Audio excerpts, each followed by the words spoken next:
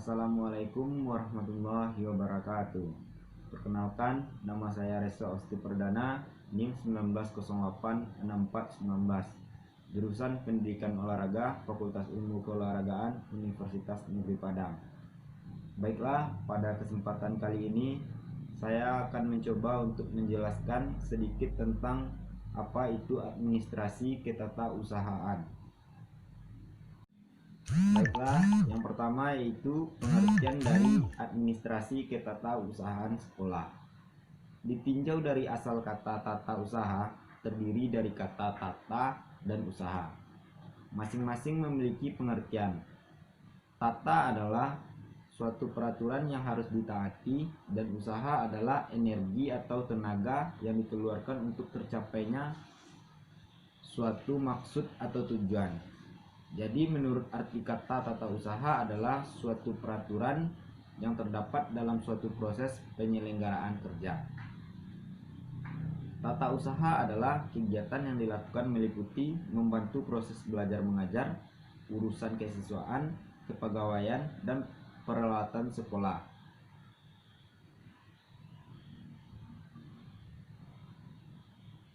Pengertian tata usaha sekolah.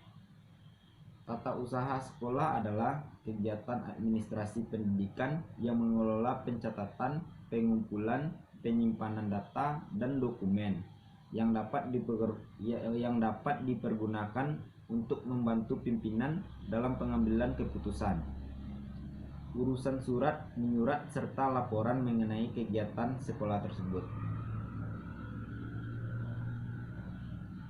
Pengertian administrasi tata usaha. Pengertian administrasi tata usaha adalah kegiatan yang meliputi yang pertama, menghimpun, yaitu kegiatan mencari dan mengusahakan tersedianya keterangan yang terjadi, belum ada, atau berserakan di mana-mana sehingga siap untuk dipergunakan bila diperlukan. Yang kedua yaitu mencatat, yaitu kegiatan membubuhkan dengan berbagai peralatan alat tulis tentang keterangan yang dapat dibaca, dikirim, dan disimpan. Yang ketiga, mengolah, yaitu kegiatan mengerjakan keterangan yang dimaksud menyajikan bentuk lebih berguna.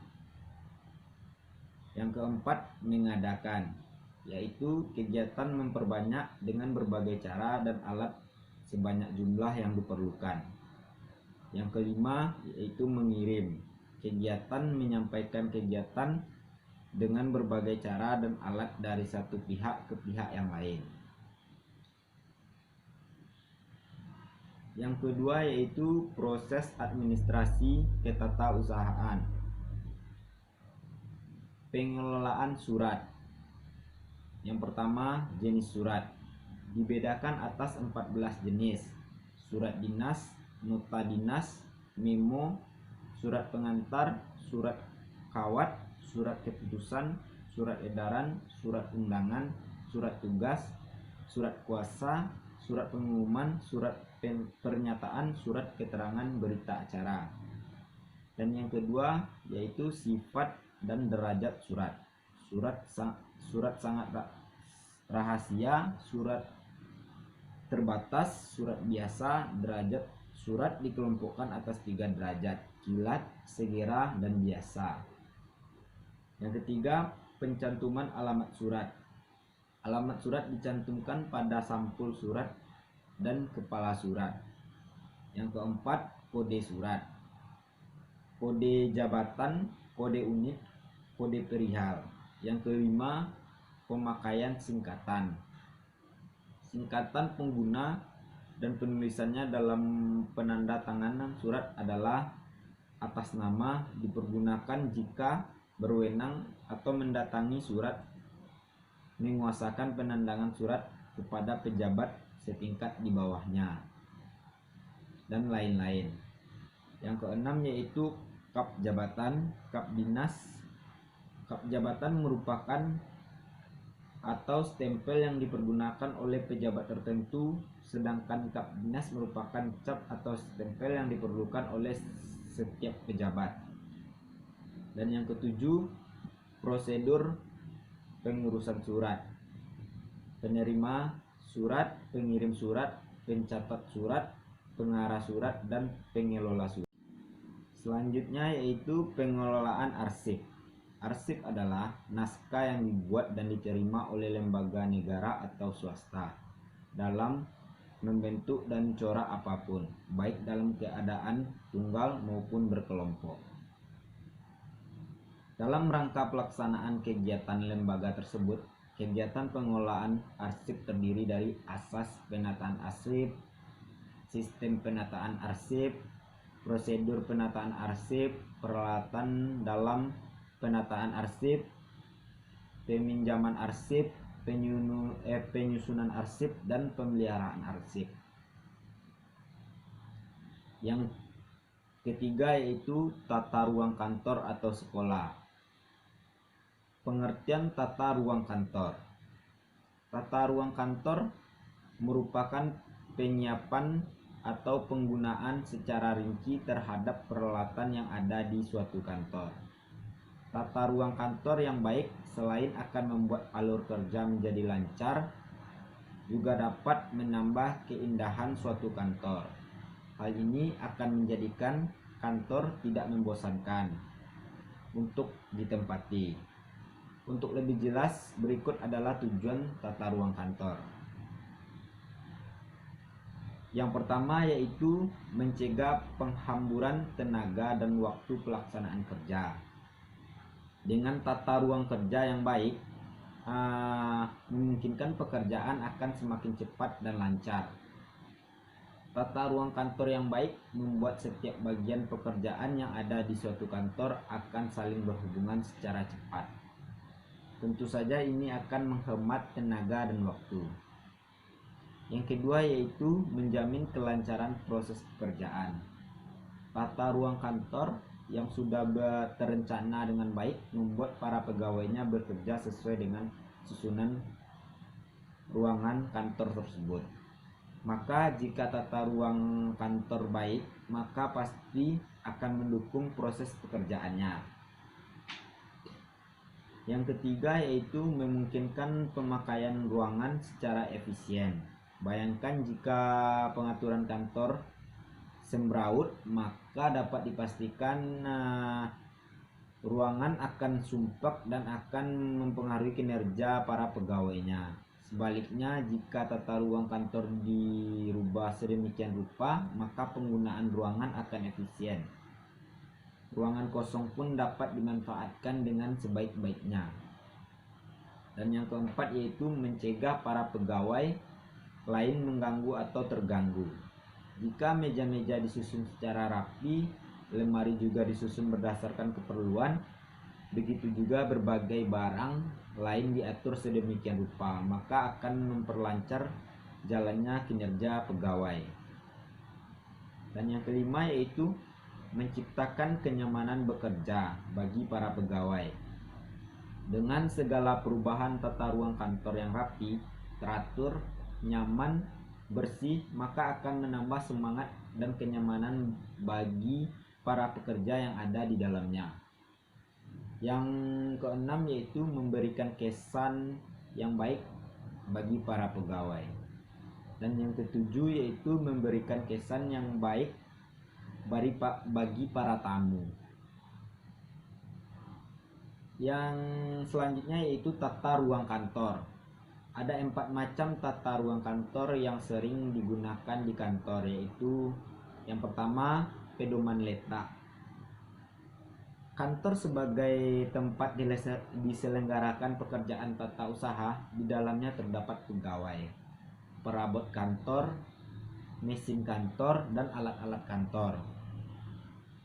Karena kantor berfungsi sebagai tempat diselenggarakannya aktivitas kantor, maka penataan yang dilakukan harus diperhatikan untuk kelancaran proses aktivitas kantor.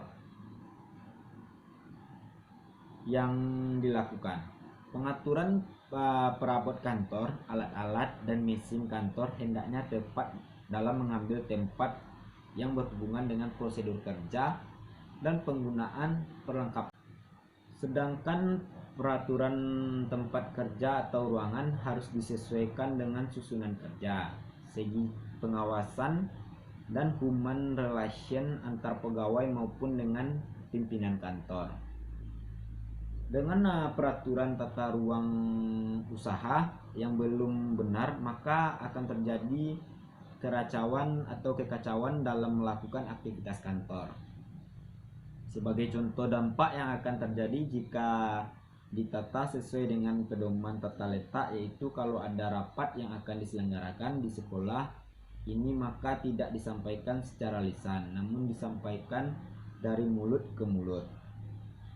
Selanjutnya, pegawai maupun staf sekolah tidak akan semua dapat mengikuti rapat tersebut karena ada beberapa guru bidang studi yang sudah meninggalkan sekolah karena jam mengajar mereka telah habis. Sebagai langkah awal dalam merencanakan ruang kantor adalah perlu diketahui hubungan satuan yang melaksanakan tata usaha itu dengan satuan-satuan yang lainnya dan memperhatikan sikap pekerjaannya. Hal ini perlu dilakukan dalam menentukan letak dan susunan yang tepat bagi satuan tersebut. Beberapa pedoman yang harus diperhatikan dalam menentukan letak. Yang pertama yaitu satuan-satuan yang tugas pekerjaannya khusus melayani publik hendaknya diletakkan di tempat yang mudah didatangi oleh publik. Namun di sekolah ini ruang tata usahanya agak jauh dan dari jangkauan publik. Seharusnya ruang tata usaha letaknya lebih dekat dan mudah diakses oleh publik. Dan yang kedua yaitu satuan-satuan pekerjaan yang pekerjaannya berhubungan erat satu sama lain hendaknya dikelompokkan pada satu tempat yang sama. Namun ruangan yang memiliki satuan kerja yang erat tidak sesuai dengan pedoman yang ditentukan karena ruangannya terpisah. Harusnya ruangan tersebut jadi satu sehingga dapat memudahkan koordinasi antar pegawai lainnya. Dan yang ketiga yaitu satuan pusat yang mengerjakan semua pekerja. Ketatausahaan dan organisasi tersebut hendaknya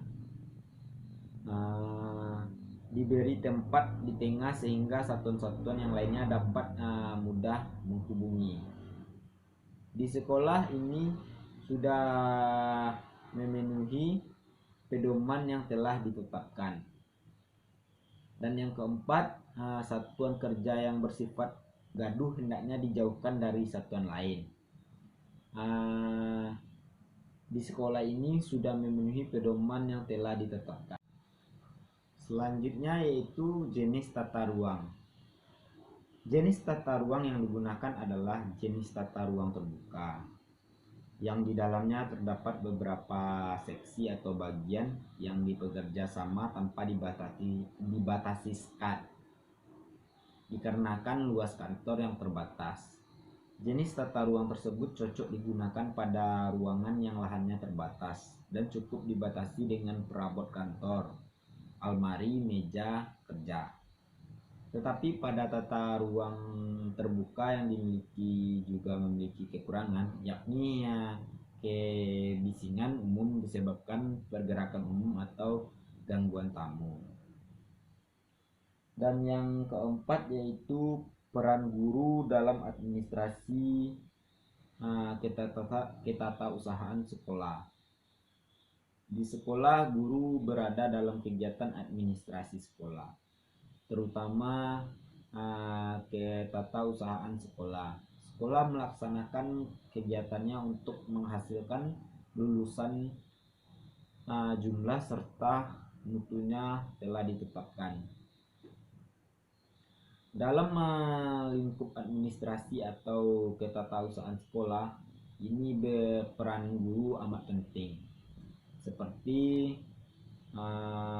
penetapan kebijaksanaan dan melaksanakan proses perencanaan, perorganisasian, pengarahan, kekoordinasian, pembiayaan, dan penilaian kegiatan atau kurikulum kesiswaan, sarana prasarana sekolah, personalia sekolah, keuangan dan hubungan sekolah masyarakat untuk harus memberikan sumbangan baik tenaga maupun pikiran. Ya, administrasi sekolah ya, terutama yang berkaitan dengan ketatausahaan adalah pekerjaan yang bersifat kolaboratif. Artinya pekerjaan yang didasarkan atas kerjasama dan bukan bersifat individual. Oleh karena itu, semua personil sekolah, terutama guru, harus ikut terlibat. Ada beberapa hal yang bisa dilakukan oleh seorang guru dalam hal ketatausahaan di sekolah. Di antaranya yang pertama yaitu pencatatan murid. Pencatatan terhadap siswa ini terutama adalah siswa baru per kelas per semester dan mengulang kelasnya, pindahan serta jumlah siswa yang keluar dari lulus karena lulus atau bahkan karena drop out. Dengan pencatatan inilah maka dengan mudah diketahuinya jumlah siswa dan pengembangan pada setiap tahun ajaran. Di samping itu, tugas lainnya adalah pencatatan daftar hadir siswa dalam rangka untuk menghitung keaktifan siswa dan partisipasinya dalam kerjasama dan sebagai alat kontrol dalam menegakkan tata tertib sekolah. Dan ruang yang terpenting adalah data tentang presentasi muridnya untuk dapat melihat kemajuan dan kemunduran dengan segera dapat dilihat dari dokumentasi siswa tersebut. Semua hasil pencatatan ini diperlukan sekali sebagai bahan laporan yang nyata kepada atasannya. Oleh karena itu tidak boleh hilang atau rusak. Dokumentasi ini bisa juga sebagai bahan laporan untuk orang tua siswa. Yang kedua yaitu pencatatan tentang guru. Data tentang keadaan guru yang harus dicatat dengan baik, terutama tentang jumlah, data pribadi, masa kerja, dan bahan untuk usulan kenaikan pangkatnya dan gaji berkala. Demikian pula kehadiran guru melaksanakan tugas sebagai pegawai terutama PNS yang sangat berguna untuk pembinaan guru itu selanjutnya.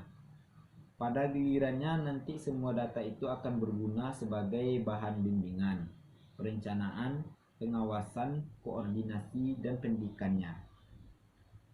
Data yang dicatat dengan rapi dan lengkap akan sangat menunjang untuk mengatasi masalah yang dialami sekolah maupun pribadi guru itu sendiri.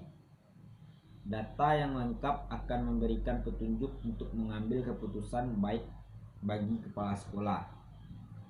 Dan yang ketiga yaitu pencatatan proses belajar mengajar atau PBM. Hal ini akan mempengaruhi bagi kelancaran proses pendidikan di sekolahnya. Dan yang keempat yaitu penertiban buku-buku tata usaha. Mengingat kegiatan komunikasi lembaga pendidikan baik secara lisan maupun tertulis dengan pihak luar dan dalam lembaga pendidikannya. Komunikasi dalam bentuk tertulis dilaksanakan melalui surat, telegram, nota, dan lain-lain. Sehingga perlu penertiban surat menyurat ini, baik surat masuk maupun surat keluar. Buku-buku tata usaha di antaranya yang pertama yaitu buku agenda, dan yang kedua yaitu buku arsip, dan yang ketiga yaitu buku ekspedisi. Masih banyak kesempatan lain yang mengharuskan guru ikut berperan atau terlibat dalam administrasi sekolah, terutama yang berkaitan dengan tata usaha sekolah. Beberapa di antaranya, yang pertama, merencanakan penggunaan ruang-ruang di sekolah. Yang kedua, merumuskan kebijakan tentang pembagian tugas mengajar guru-guru. Dan yang ketiga, menyelidiki buku-buku sumber bagi guru pelajaran atau bagi murid. Dan yang keempat, berperan dalam hal ini surat menyurat di lingkungan sekolah.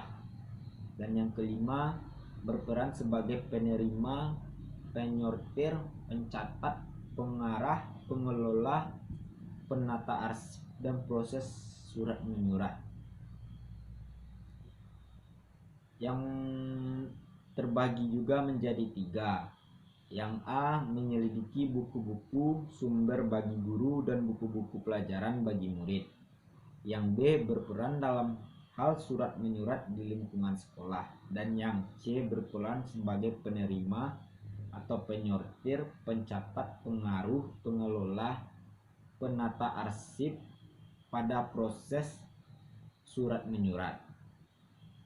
Baiklah, kesimpulannya dari administrasi ketatausahaan yaitu tata usaha yaitu semua mekanisme yang dapat membantu atau memperlancar meningkatkan aktivitas dan efisiensi proses administrasi tersebut dengan menyediakan segala data dan informasi yang diperlukan sehingga administrasi tersebut berjalan dengan lancar.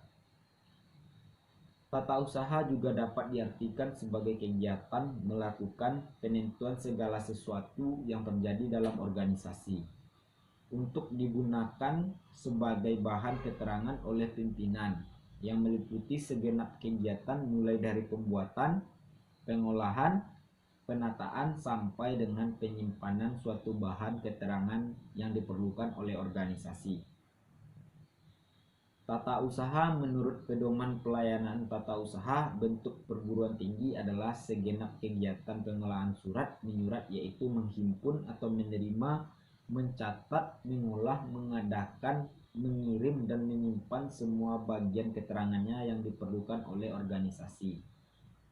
Jadi pada hakikatnya administrasi tata usaha adalah kegiatan melakukan pencatatan untuk segala sesuatu yang terjadi dalam suatu organisasi untuk digunakan sebagai bahan keterangan bagi pemimpin. Baiklah, mungkin sekian yang dapat saya jelaskan tentang administrasi ketatausahaan. Mohon maaf jika terdapat kesalahan dalam penyampaian. Saya tutup dengan Assalamualaikum warahmatullahi wabarakatuh.